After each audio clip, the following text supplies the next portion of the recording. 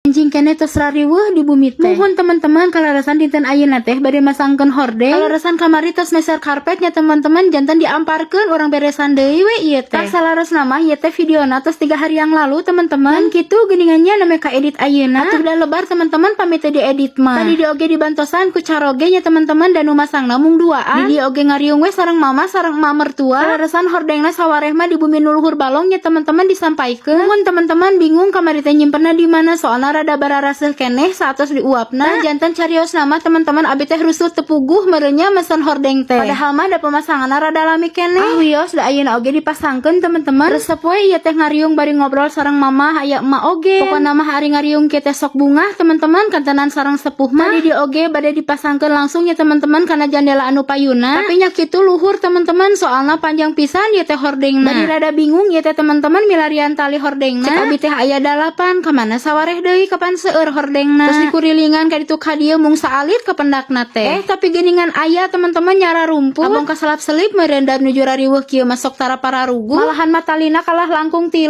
teman-teman. Ari pek teh aya nu nyauran, "Mama cenah hoyong emam." Tuh da tos bakat ning Zara mah uih amang teh pasti hoyong emam.